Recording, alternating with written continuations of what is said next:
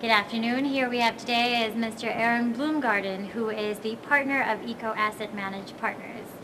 We are at NY+20 on the 27th of April, and we are here to join young people in this youth-led action for sustainable development. Professor Eron Bloomgarden, as I call you in school quarters, why is it that you are here? Why are you showing your support to this particular event? Yeah. Well, first of all, I'll be working with the Columbia Coalition for Sustainable Development in their work in preparing for Rio and at Rio and hopefully post-Rio and following up and on an ongoing basis. But importantly, I think the youth is critical, and the voice of the youth is critical to be heard in this forum. What's decided in Rio+20 and in capitals all over the world are the decisions which are going to affect the youth the most. And so it's the youth who are going to have to live with these decisions, whether they're decisions that relate to climate or relate to adaptation or mitigation, or oceans, or air quality, or biodiversity.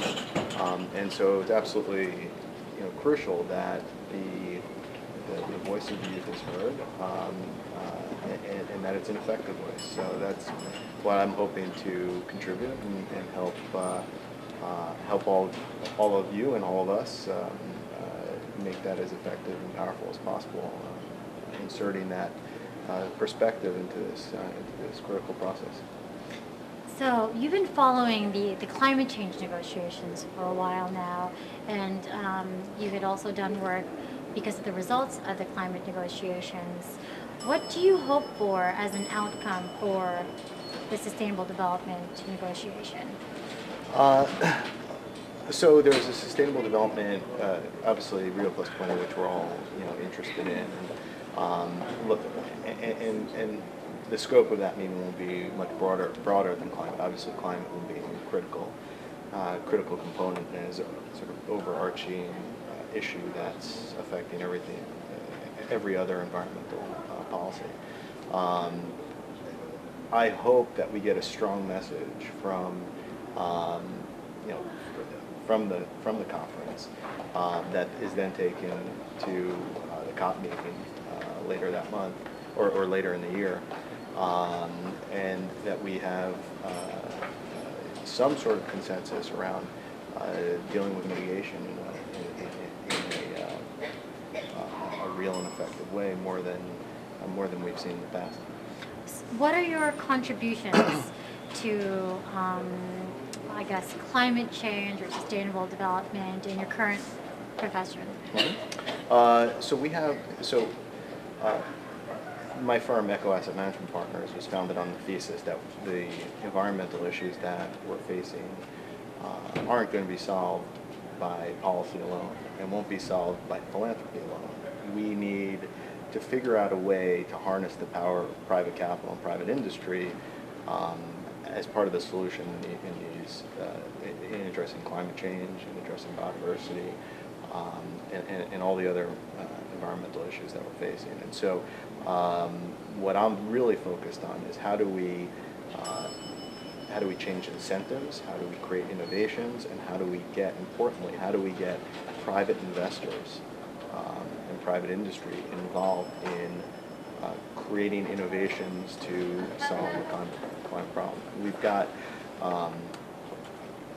literally billions of dollars sitting on the sideline in private investors' hands, whether that's in pension funds, whether that's in endowment funds, whether that's in individual retirement accounts. That if we can show them a path to sustainable investing,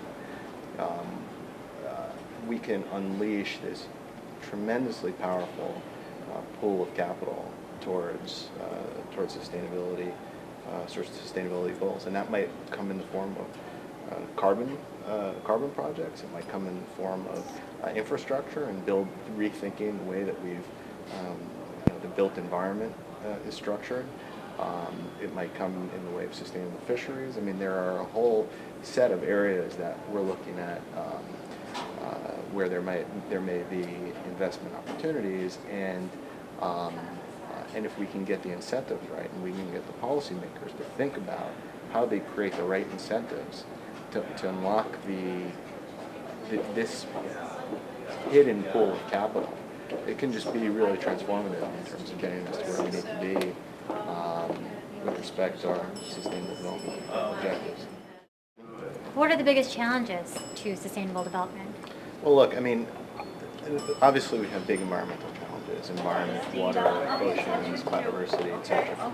I think the biggest challenge is unleashing self-interest, individuals and groups of individuals and communities' self-interest towards sustainable development.